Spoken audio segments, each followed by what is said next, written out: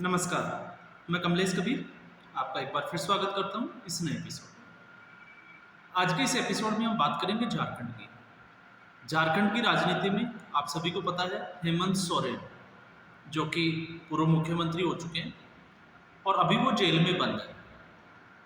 और उनके खिलाफ जो केस है वो ईडी के पास उनका पीएमएलए कोर्ट का केस उनके ऊपर चल रहा है। ऐसी स्थिति में अभी आपने देखा होगा कुछ दिनों पहले रांची में एक विपक्ष की रैली हुई थी जिसमें कल्पना सोरेन और सुनीता केजरीवाल दोनों वहां पहुंची थी और वहां पे दो कुर्सियां जो है वो खाली रखी गई थी, एक अरविंद केजरीवाल के लिए और दूसरी हेमंत सोरेन के लिए। और विपक्ष ये दिखाने का प्रयास कर रहा था कि इन दोनों की जो गिरफ्तारी है वो अवैध तरीके से अवैध गिरफ्तारी है। इनको जो है चुनाव से पहले विपक्ष को खत्म करने के चक्कर में भारतीय जनता पार्टी या प्रधानमंत्री नरेंद्र मोदी ने जेल के अंदर डाल रखा है। जब से अरविंद केजरीवाल की गिरफ्तारी हुई है उसके बाद में आपने देखा सुनीता केजरीवाल, जो लगातार अरविंद केजरीवाल के संदेश उसी जगह पे और उसी कुर्सी पे बैठ के जो है वो पढ़ रही थी। पूरा एक जो है वो ड्रामा क्रिएट किया जा रहा था सिंपैथी बटोरने के लिए। और फिर उसी रास्ते पे चली कल्पना सोरेन। यहाँ पे थोड़ा उल्टा हुआ, जिस रास्ते पे हेमंत सोरेन चल रहे थे उसी रास्ते पे चलना शुरू किया था अरविंद केजरीवाल ने, लेकिन सुनीता केजरीवाल कल्पना सोरेन से थोड़ी आगे थी। अब ऐसा इसलिए क्योंकि आपने देखा होगा इससे अरविंद केजरीवाल की गिरफ्तारी से पहले हेमंत सोरेन ने लगातार ईडी के जो समन थे उनको नजरअंदाज किए। ईडी का जब भी बुलावा आया वो ईडी दफ्तर नहीं पहुंचे और ठीक उसी रास्ते पे चले अरविंद केजरीवाल। दोनों की स्थिति एक जैसी है, जमानत याचिकाएं एक के बाद एक जो है वो खारिज होती चली जा रही है। आज जब हम इस वीडियो की बात कर रहे हैं तो इस वीडियो की बात करने से पहले अरविंद केजरीवाल के मामले में और मनीष सिसोदिया के मामले में कोर्ट में सुनवाई हुई। उस सुनवाई को लेके कोर्ट में क्या दलीलें पेश की गई, हम उसकी एक अलग से जो है वो वीडियो में बात जरूर करेंगे। लेकिन यहाँ पे हम बात कर रहे हैं हेमंत सोरेन की। तो हेमंत सोरेन, कल्पना सोरेन, आपको पता ही होगा किस तरह का भाषण उन्होंने जो है वो अपनी इस रैली में दिया था।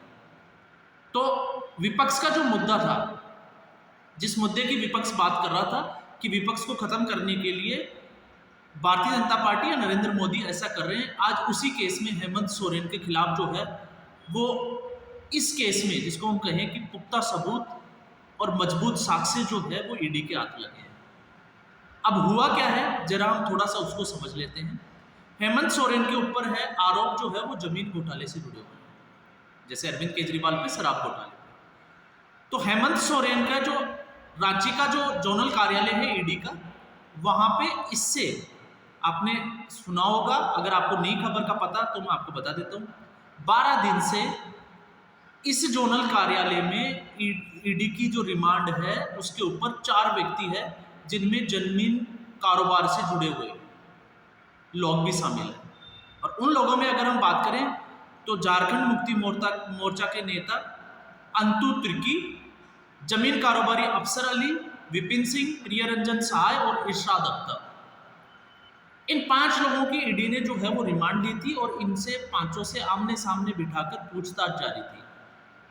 और पूछताछ में जो साक्ष्य और जो तथ्य सामने आए उसमें एक चीज जो सबसे बड़ी थी वो ये थी कि इन 5 ने स्वीकार किया है कि इन्होंने जो है वो एक जमीन से जुड़ा हुआ बड़ा घोटाला किया है और वो इसमें शामिल थे। अब इसके बाद जो है वो कोई भी व्यक्ति या हम इसको कहें कि इन आरोपों से नकार नहीं सकता। तो इसमें पीएमएलए की विशेष अदालत में इन लोगों को पेश भी किया गया था और वहां पे आपको पता होगा ईडी ने इसी जांच के दायरे में, आपको पता होगा, पूर्व मुख्यमंत्री हेमंत सोरेन, इसके अलावा उनके कथित कब्जे वाली जो जमीन थी जिस जगह का नाम है बड़गाई अंचल, उसकी 8.86 8.86 एकड़ जमीन के जाली दस्तावेज जो है वो मिले। तो आप अंदाजा लगाइए कि घोटाला जो था, अब उसके जो है वो साक्ष्य और सबूत, जब विपक्ष बार बार ये कहता है कि ऐसे कोई सबूत है नहीं, निर्दोष लोगों को जो है वो पकड़ा जा रहा है, और कल्पना सोरेन ने भी यही बोला था कि उनके जो पति है वो निर्दोष है। हालांकि हेमंत सोरेन जो है वो राजनीति के बड़े जो है वो माहिर माने जाते हैं। उन्होंने कल्पना सोरेन के लिए पहले ही एक सीट खाली करवा ली थी और सीट खाली करवाने के बाद में चुनाव आयोग ने लोकसभा चुनाव के साथ में ही उस सीट पे जो है वो विधानसभा का चुनाव नियत किया था।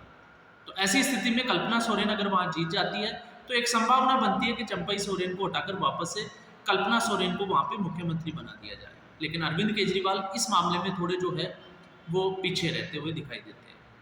तो इस खबर में 8.86 करोड़ एकड़ जमीन जो है उसके जाली दस्तावेज और उसकी बात जो है तथ्यों के साथ इस पूरे प्रकरण में इस रिमांड के बाद सामने आई है।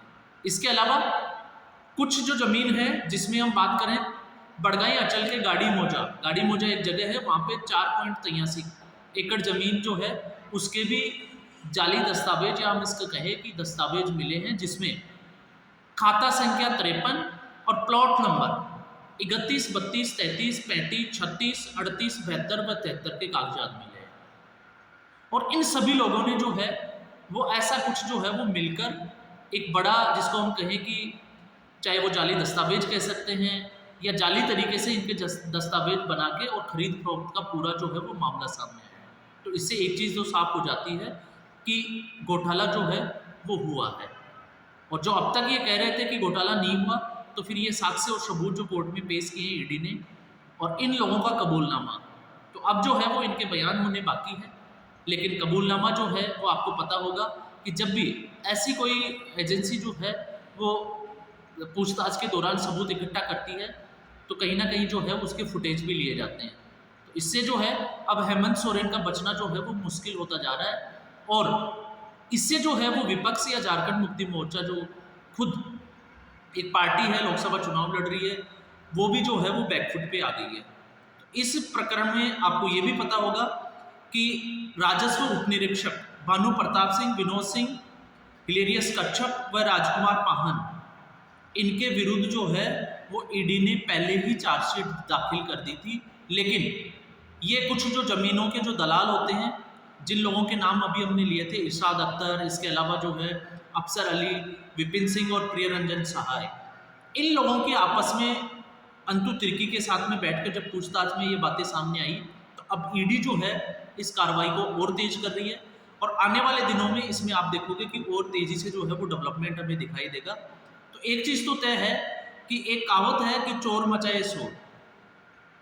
अगर हेमंत सोरेन और अरविंद केजरीवाल की हम तुलना करें दोनों ही मैटर में, तो आपने देखा कि जो अरविंद केजरीवाल के मामले में ज़्यादा ये नैतिकता का सवाल उठता है कि जो लोग आरोप लगते ही मंत्री पद से इस्तीफा देना और उसके बाद में जांच में सहयोग करना, तो ना हेमंत सोरेन ने जो है वो जांच में सहयोग की और ना अरविंद केजरीवाल ने जांच में सहयोग की। और लगातार ये दिखाने का प्रयास किया गया, क्यों? क्योंकि इस मैटर को लंबा खींचा गया और जब इनको पता था कि गिरफ्तारी जो है वो इनकी 100% होनी है, तो ऐसी स्थिति में क्यों नहीं समन को स्किप करके ये जो समय है उसको लोकसभा चुनाव के नज़दीक ले जाया जाए, ताकि लोकसभा चुनाव में जनता को एक मैसेज दिया जाए कि देखिए भारतीय जनता पार्टी जो है वो इन नेताओं से डर गई और इन नेताओं से डर के भारतीय जनता पार्टी जो है वो इनके विरुद्ध एजेंसियों का इस्तेमाल कर रही है, इनको जेल में डाल रही है, जबकि इनके खिलाफ जो है वो कोई भी जांच में सबूत नहीं है।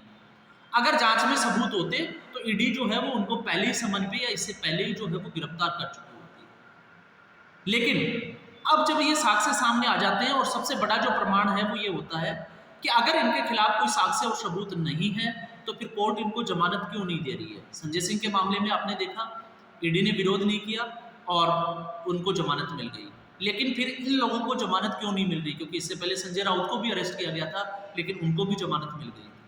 तो ऐसी स्थिति में अब जो है वो मामला गंभीर होता हुआ दिखाई देता है और अब लग रहा है कि ईडी जो है वो इसमें और तेज़ी से डेवलपमेंट करने जाएगी और उस डेवलपमेंट का असर जो है वो हमें आने वाले 5 से 10 दिनों में ही देखने को मिलेगा। तो आज के एपिसोड में बस इतना ही। उम्मीद करूँगा आपको ये एपिसोड पसंद आया होगा। लाइक करें, चैनल को सब्सक्राइब करें और वीडियो को ज़रूर शेयर करें। नमस्कार, धन्यवाद।